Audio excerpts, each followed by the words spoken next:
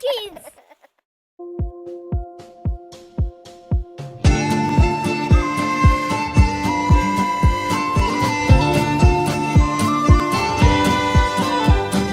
Venez, crions de joie pour le Seigneur. Acclamons notre rocher, notre salut. Il est roi tout-puissant, Dieu créateur. Chantons sans fin, proclamons saint est son nom. Il était une fois un grand royaume qui s'appelait Moiville, dont les habitants étaient naturellement les Moipolitains. Leurs maisons étaient plus grandes et plus belles les unes que les autres, protégées par des remparts hauts et épais. Au milieu de la ville s'élevait une colline de granit et un palais somptueux, construit en cristaux de glace. C'est là que demeurait la déesse Présomption, que les Moipolitains admiraient beaucoup et qu'ils avaient pour reine. Personne ne prenait aucune décision importante sans son avis. Elle savait tout. Les Moipolitains aimaient beaucoup leur royaume. Ils croyaient que nulle part ailleurs ne pouvait exister une ville plus belle que la leur. Pour cette raison, jamais ils n'auraient songé à la quitter. En faisant le tour de ces grands remparts, on pouvait constater qu'il n'y avait pas de porte, tout juste un petit portillon côté sud. C'est par là que passaient les quelques paysans qui travaillaient dans les champs alentours. Or, tandis que tout paraissait beau et resplendissant, ces personnes souffraient d'un manque. Leurs yeux étaient brouillés, ils ne voyaient pas très clair. Même le soleil, ils ne le percevaient pas aussi lumineux qu'il ne l'est en réalité. Bien sûr, ils ne se rendaient absolument pas compte, car ils croyaient que tout le monde voyait de cette façon. Ils éprouvaient encore un autre mal, ils se disputaient beaucoup. Les querelles entre eux étaient ce qu'il y avait de plus normal au monde. Chaque Moipolitain voulait que ce soit sa propre volonté qui se fasse. Même les enfants, il était rare de les voir jouer tous ensemble. Si un jeu de groupe avait lieu, chacun voulait en être le chef. Comme personne ne cédait, le plus souvent, chacun jouait de son côté. Obstiné était un petit Moipolitain qui se débrouillait toujours pour jouer tout seul. Un jour, comme à son habitude, Obstiné refusa de jouer avec ses petits camarades. Il les abandonna et s'éloigna. Est-ce que c'étaient vraiment des amis, ceux-là, qui refusaient d'admettre qu'à la course, il était le meilleur du royaume ? Il n'y avait que sa maman qui reconnaissait sa valeur. À la moindre occasion, Madame Vanité louait et flattait son mari et ses enfants. Elle croyait ainsi les fortifier et leur donner du courage. D'ailleurs, ici, nul ne pouvait se distinguer s'il n'avait pas une confiance totale en lui-même et en personne d'autre. Ce qui était très important dans la société de Moiville. Obstiné avait aujourd'hui l'âme trouble. Il marchait vite, en bougonnant, et de temps à autre, il soupirait très fort pour faire passer sa colère. Il était trop tôt pour rentrer à la maison. De plus, personne ne serait encore arrivé. Il se disait qu'un tour des remparts l'apaiserait peut-être. Cependant, plus il se souvenait de l'attitude de ses amis, et plus la colère gonflait en lui. Et plus il se mettait en colère, plus il sentait son cœur se serrer. Il regardait les hauts remparts, les grandes maisons, avec le sentiment qu'elles allaient lui tomber dessus. C'est alors qu'il vit devant lui la petite porte. Dans son trouble, il ne s'était pas aperçu qu'il était allé jusque-là. Il s'étonna de la voir entr'ouverte. Il s'approcha et regarda de l'autre côté. « Bonjour mon ami. » Il se retourna, surpris, et vit une petite fille assise dans l'herbe, à l'extérieur des remparts. « Bonjour !» répondit-il en sortant. C'était la première fois qu'il franchissait cette porte. « Sûrement, tu n'es pas ici. Je ne t'ai jamais vu. Je suis juste de passage avec mon père et je l'attends. » Obstiné ne voulut pas manquer une occasion de se faire remarquer et lui proposa de se mesurer à lui. « Veux-tu que l'on court jusqu'à cet arbre-là pour voir qui va gagner ?»« Oh oui, d'accord. Je suis tout engourdie à force d'être assise depuis si longtemps. »« Eh bien, lève-toi, ne perdons pas de temps. À 3, on y va !» Ils prirent place. 1, 2, 3, les voilà partis! La distance jusqu'à l'arbre était assez grande et les deux enfants coururent côte à côte. Presque à la fin, Obstiné prit un léger avantage et finit par arriver le premier, de justesse. « Bravo, bravo !» s'écria la petite fille en lui tendant la main. « Tu cours comme le vent. »« Enfin, se dit Obstiné, voilà quelqu'un qui reconnaît ma valeur. » C'est vrai que je suis le meilleur à la course. Il faudrait que certaines personnes soient là pour t'entendre. Au fait, tu ne m'as pas dit comment tu t'appelais. »« Sereine. Et toi ?»« Obstiné. » Essoufflés et heureux, ils s'assirent sous l'arbre. « Eh bien, Sereine, avant que je te rencontre, j'étais sur le point d'exploser. J'ai compris cela quand tu t'es penchée pour regarder par la porte. Tu sais quoi ? L'excès de colère rend l'homme laid. Maintenant, tu es plus beau. Écoute, comment pouvais-je ne pas me mettre en colère? Sais-tu ce que me font mes amis? Et il commença à lui raconter ses mésaventures. Sereine l'écouta avec attention. Et Obstiné parlait. Et elle écoutait. Le temps passa agréablement, sans qu'il s'en rende compte, jusqu'à ce que le père de Sereine arrive. On y va, ma fille. Partons au plus vite d'ici. Laisse-moi te présenter mon nouvel ami. Es-tu moipolitain? Naturellement. Que pouvais-je être d'autre? Le père sourit et lui caressa doucement les cheveux. Obstiné les invita chez lui, mais le père de Sereine était très pressé. Il prit sa fille par la main et s'éloigna sans s'attarder. En la voyant partir ainsi, Obstiné s'irrita beaucoup contre le père de Sereine, qui n'avait pas accepté son invitation. Cela ne lui plaisait pas du tout qu'on lui dise non. Quant à Sereine, elle se retourna pour le saluer. Obstiné lui sourit.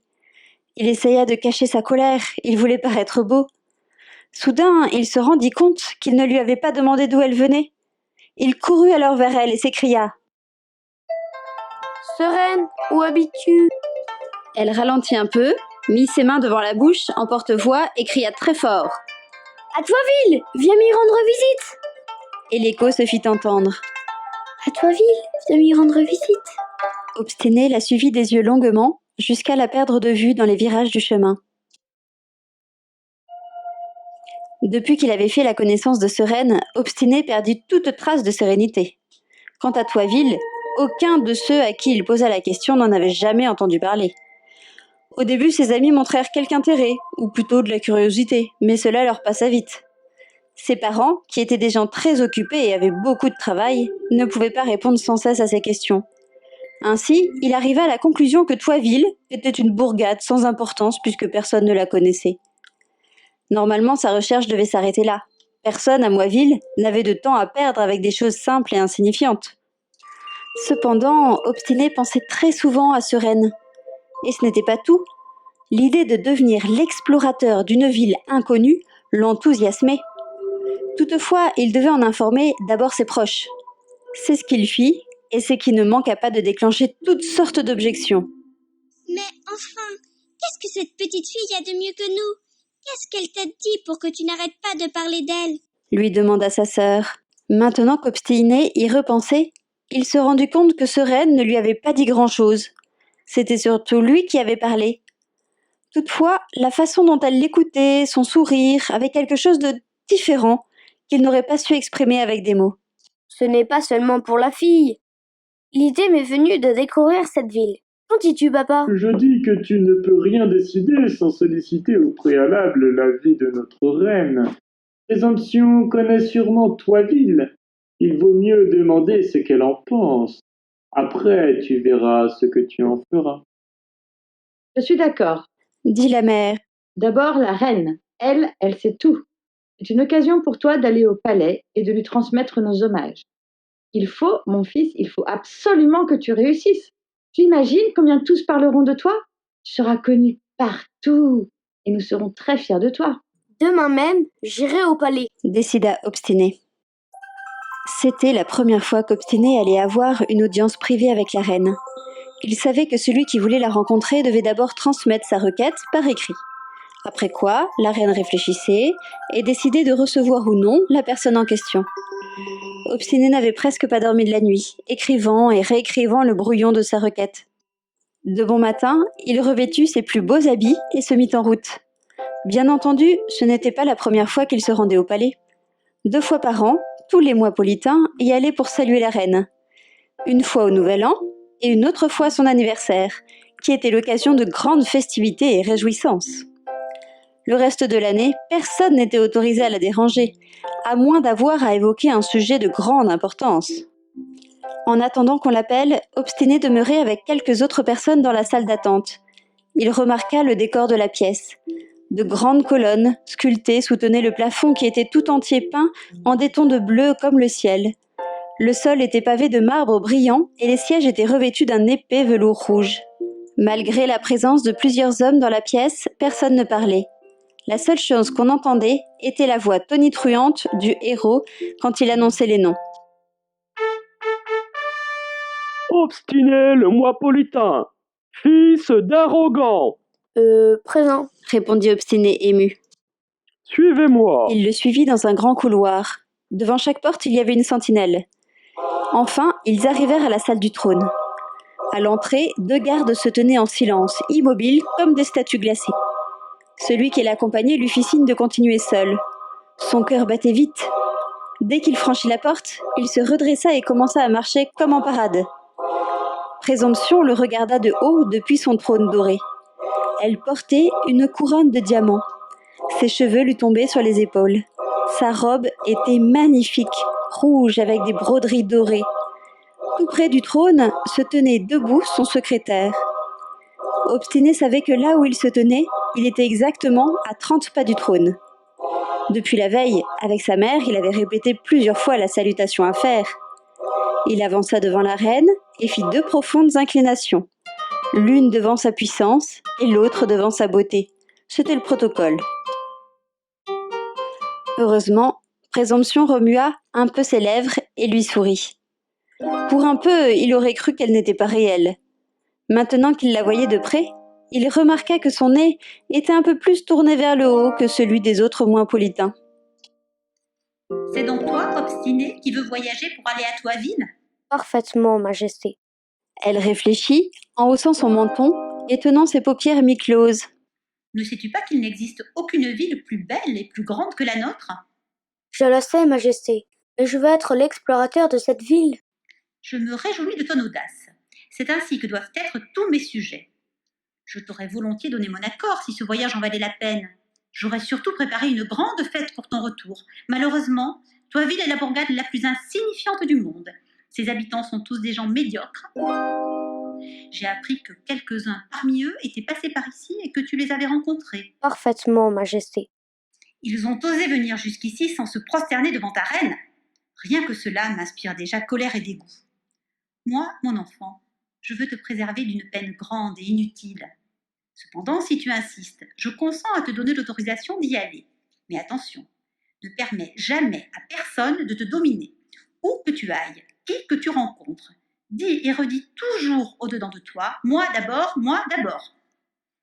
Ces 2 petits mots sont magiques. Ils t'aideront à dépasser toutes les difficultés. Tu seras toujours vainqueur. Comprends-tu? Parfaitement, Majesté. Dis-les-moi que je t'entende. Obstiné se redressa et cria. Moi d'abord, moi d'abord. Plus fort, mon enfant, plus fort. Proclame-le en y mettant tout ton cœur. Moi d'abord, moi d'abord, moi d'abord, moi d'abord. Bravo, bravo. Maintenant, tu peux aller. Merci, Majesté. Ma famille vous envoie ses hommages. Transmets-leur mes salutations. Elle le congédia d'un signe de la main. Obstiné s'inclina à nouveau 2 fois et s'en alla. Avant de visiter le palais, Obstiné avait proposé à son frère de l'accompagner pour son voyage. Orgueilleux, était plus âgé que lui de 3 ans, mais ne partageait pas du tout son enthousiasme. Je suis très bien ici. Moiville est le meilleur des royaumes. Pourquoi se fatiguer inutilement? C'est sa sœur, Vantarde, qui voulait aller avec lui. Toutefois, leurs parents ne lui en donnèrent pas la permission parce qu'elle était encore trop jeune. Ainsi, Obstiné, muni des conseils de sa reine, partit seul pour le grand voyage. Voilà 3 jours déjà qu'il marchait vers l'inconnu. Il traversa collines et vallées, sans trouver ni ville, ni âme qui vive. Il s'était mis en route avec un grand désir d'aventure, mais une déception commençait à poindre dans son esprit. La belle ville qu'il avait laissée lui manquait, et il se mit à se demander si cela valait vraiment la peine de tant se fatiguer pour Toisville. Il avait le cœur gros. C'était presque le crépuscule. Il descendit un flanc de colline, cherchant un lieu sûr pour passer la nuit. C'est alors qu'une odeur de feu lui parvint. Au loin, de la fumée montait de quelque part sous un arbre. Sa démarche se fit précipiter. Qui avait pu allumer un feu?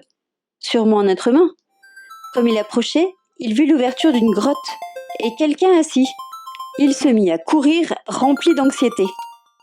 Il n'en croyait pas ses yeux.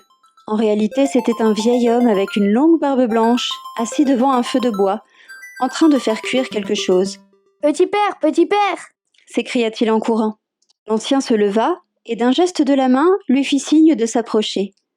Obstiné arriva tout essoufflé. Il tremblait de tous ses membres. Bienvenue, bienvenue. fit le vieillard qui le prit par les épaules et le fit asseoir près du feu, sur une grande bûche. Viens, repose-toi, calme-toi un peu, puis on parlera. Il le couvrit avec une vieille couverture toute usée et lui donna de l'eau. Obstiné mit un moment à se remettre. Était-ce la joie de rencontrer quelqu'un? Ou bien la course et son anxiété? C'était la première fois qu'il éprouvait cela. Il claquait des dents. Impossible d'articuler le moindre mot. Il vit l'ancien, imperturbable, qui continuait à faire sa cuisine. L'enfant se rendit compte que son hôte ne s'était pas du tout montré surpris de le voir, comme s'il l'attendait. Il tira de sa marmite un poisson et le coupa en deux. Il versa aussi le jus dans les 2 assiettes en bois. C'est pour cela que j'ai pris un gros poisson aujourd'hui. C'était parce que j'allais avoir un invité.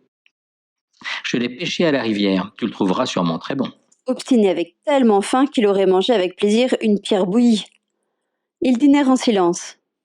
Avec le repas chaud et sous l'influence apaisante du vieillard, Obstiné se calma peu à peu. Il s'étonnait que l'ancien ne lui ait posé aucune question. N'était-il pas curieux de savoir comment un enfant se trouvait dans cette solitude? Obstiné décida de rompre le silence lui-même. Je cherche à me rendre à Toiville. En aurais-tu entendu parler? L'ancien sourit et hocha la tête. Oui, j'en sais quelque chose. Obstiné se mit debout, le prit par les épaules et le secoua. Dis-moi, petit père, dis-moi vite. Est-ce près d'ici? Qu'en sais-tu? Je vois que le repas t'a bien fortifié. Assieds-toi d'abord. Est-ce que je suis ici pour m'asseoir, moi? Il faut que je le sache, tout de suite. Cela fait 3 jours que je cherche, et je n'ai rien trouvé. Tu pourrais chercher 103 jours et tu ne trouverais rien. Pourquoi? Parce que tu ne cherches pas comme il faut. Obstiné arrêta de sautiller d'impatience et s'assit. Écoute-moi, petit père. Ce que tu as à dire, dis-le.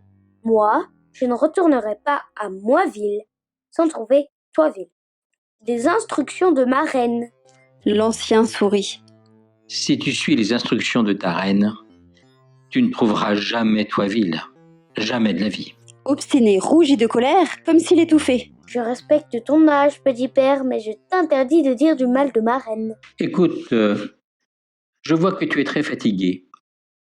Il vaut mieux que tu ailles te coucher. Et on en reparlera demain. Moi, il est hors de question que je me couche. Eh bien d'accord, c'est donc moi qui vais me coucher le premier. Viens que je te montre où tu peux t'allonger. Obstiné tremblait d'indignation, tout en s'efforçant de le cacher autant qu'il pouvait. Ils rentrèrent dans la grotte. Elle était étroite et pouvait loger à peine 2 personnes. Dans un coin, il y avait une natte étendue, Toi, couche-toi ici et prends cette couverture. dit l'ancien.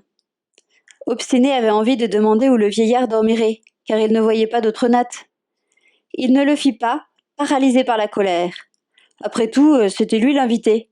Et de plus, un enfant. Le vieil homme pouvait bien faire ce qu'il voulait, Bonne nuit, mon enfant. Bonne nuit.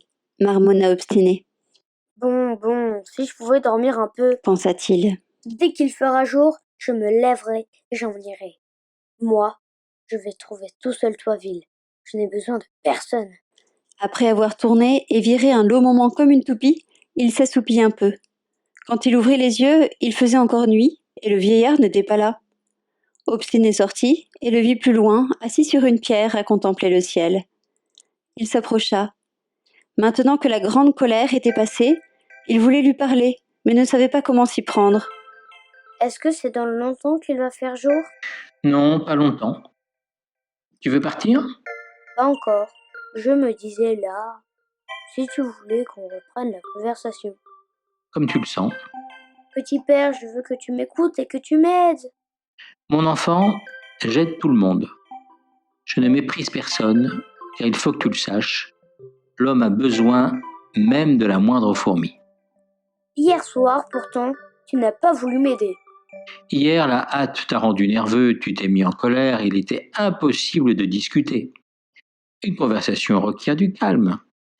Le meilleur remède contre la colère est le silence. Sinon, sous l'emprise de la colère, on peut dire des choses qui ne conviennent pas. Tu as raison. Aujourd'hui, je suis plus calme. Hier, c'était sûrement la fatigue. Certainement, c'était la fatigue. Dis-moi donc, petit père, que sais-tu de Toiville? Toiville, mon enfant, est le plus beau royaume du monde. Plus beau que Moiville? Ça, je ne le crois pas. Prends patience et écoute un peu. Cette ville n'a pas de hauts remparts ni de grandes maisons. Sa beauté est ailleurs. Tu dois savoir que personne ne peut arriver à Toiville s'il ne traverse pas un petit passage bas et étroit comme un tunnel. Je suis petit et c'est sûr que je passerai. Je ne pense pas que tu passeras. Je me baisserai alors.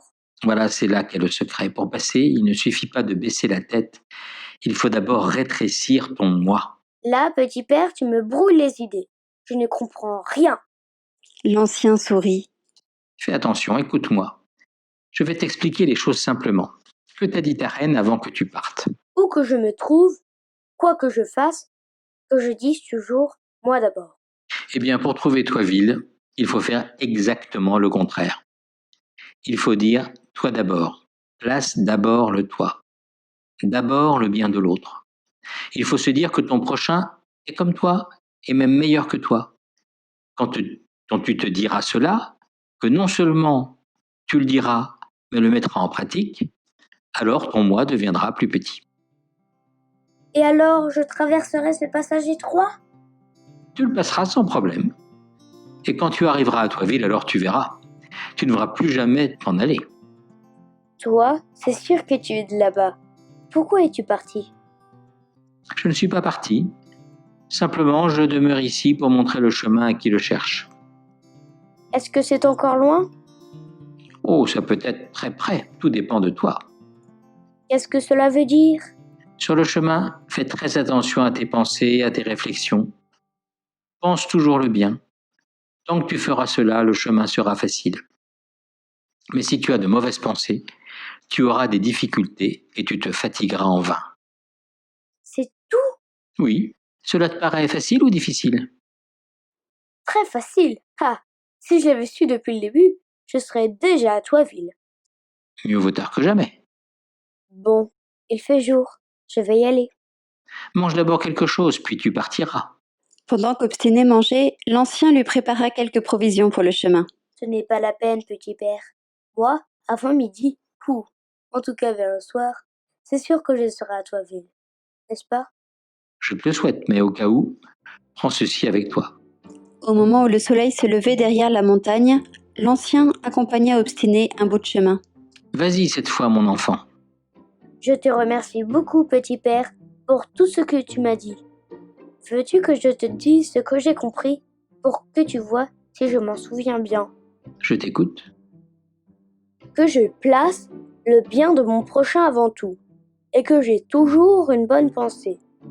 Ainsi, le moi se rétrécit et je peux entrer dans Toiville. Tu t'en souviens très bien. Va, tu as ma bénédiction.